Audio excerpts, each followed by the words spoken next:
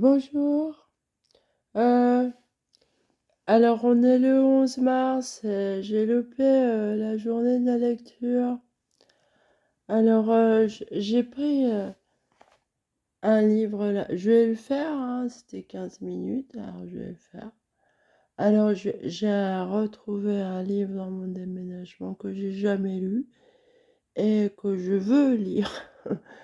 Et c'est l'histoire secrète des fleurs de François Party. En fait, je vais en lire 15 minutes, quoi. J'ai pris carrément le milieu du livre. Euh, Moi, j'ai une relation très étrange avec les livres. Je peux très bien les commencer et les finir euh, très longtemps après. Alors, mais voilà. Ah, donc, je commence. Et la guerre des couronnes, c'est dans le B.A.B.A. des fleurs. Grâce à ces mutants, John et ses collègues firent plusieurs découvertes intéressantes qui commencèrent à révéler les mécanismes intimes de la formation de la fleur. Chez ces fleurs mutantes, il y avait toujours deux couronnes adjacentes qui étaient modifiées et les autres qui restaient normales. Les défauts étaient présents dans les couronnes 1-2 ou 2-3 ou 3-4. Des gènes contrôlaient donc deux couronnes à la fois.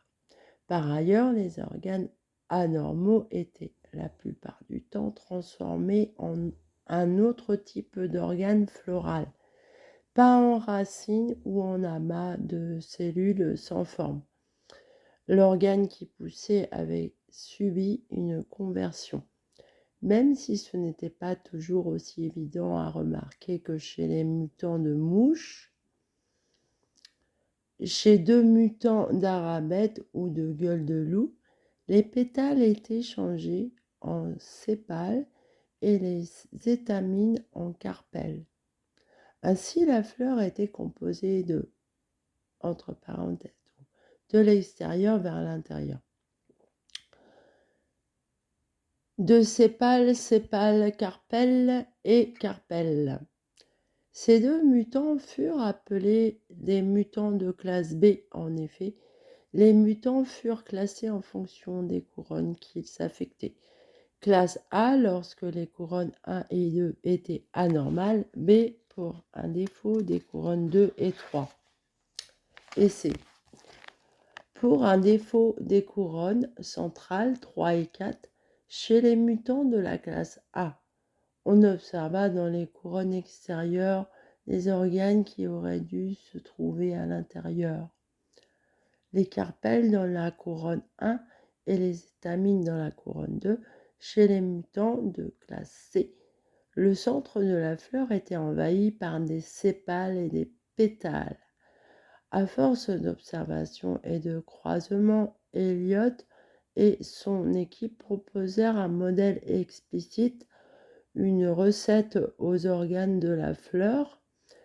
Ce modèle apparut pour la première fois gribouillé au marqueur sur la porte d'un réfrigérateur du laboratoire par John et ses collègues. De l'autre côté de l'Atlantique, dans les laboratoires anglais et allemands, les progrès assez semblables furent réalisés chez les gueules de loup. Enrico Cohen observa des mutants de gueule de loup avec des défauts semblables à ceux de l'arabidopsie. Il lui fallut faire, lui aussi, des allers-retours entre observatoire et interprétation pour prendre conscience de ce qui se passait chez ces mutants et en tirer des enseignements. Enrico ne réalisa pas immédiatement que les organes qui poussaient dans la deuxième couronne des mutants de classe A ressemblaient à des étamines. Il avait observé les organes anormaux, mais l'idée a germé en rentrant chez lui, puis il est revenu à la hâte le lendemain pour voir si le modèle que son cerveau avait conçu correspondait effectivement à la réalité. Et les observations ont pris un sens nouveau, comme des pièces éparses d'impulses qui se mettaient soudain à former une image. Cette image griffonnée par John au marqueur sur un frigo du Caltech, ou prenant forme chez Enrico Cohen, ou encore à Cologne, passa à la postérité grâce à l'article The War of the World, sous le nom de modèle ABC. Comment se décide la nature d'un organe? En voici les clés. La nature des organes est déterminée par 3 activités de base, A, B et C, et portée par des gènes du même nom, A, B et C. Chaque activité s'étend sur 2 couronnes adjacentes. A dans la couronne extérieure, 1 et 2. C dans les couronnes centrales, 3 et 4. Et B à cheval dans la couronne de 2 et 3. Si l'activité A agit seule, il se forme un sépale. Si A agit avec B, un pétale. Si B agit avec C, une étamine. Et si C agit tout seul, un carpelle. A et C s'opposent. Et si une des 2 activités est défaillante, alors l'autre envahit son territoire. Ainsi, lorsque l'activité A est compromise, C s'étend dans les couronnes extérieures. Si l'activité C est compromise, alors A envahit le centre. Enfin, C contrôle aussi l'arrêt de croissance au centre de la fleur, et si C est défaillante, une nouvelle fleur va remplacer les carpelles.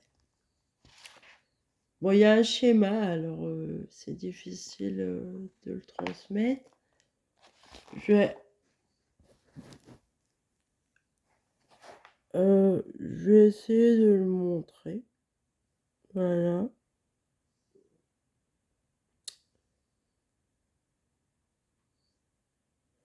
Je reprends.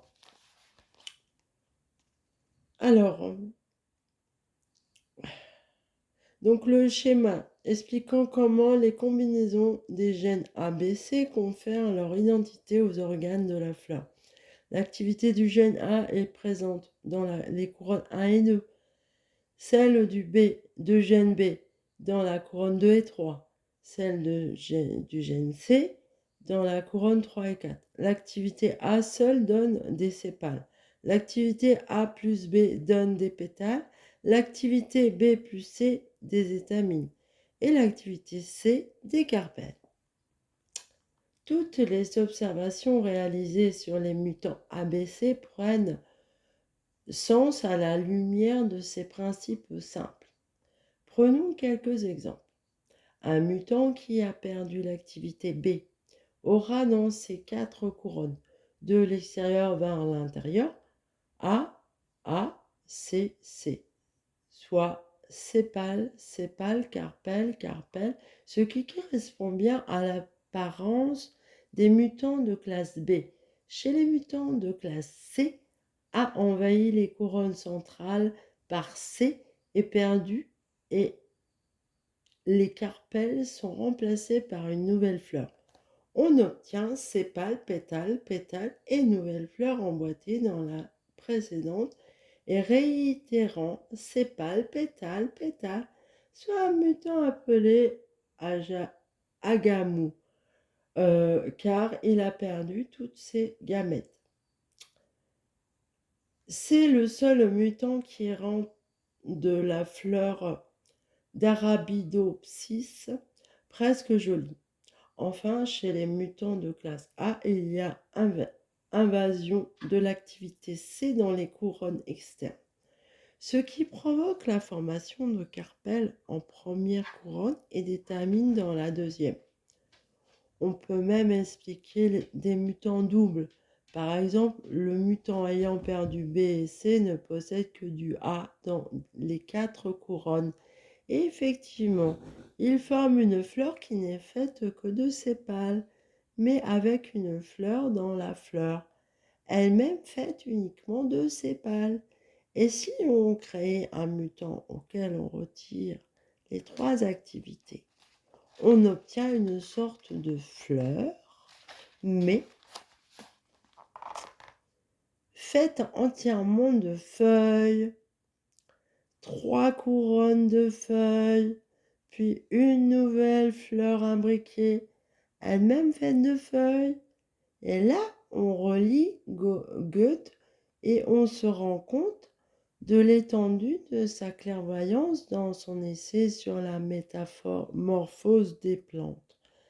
Il expliquait que les différents organes de la fleur étaient faits sur la même base que la feuille.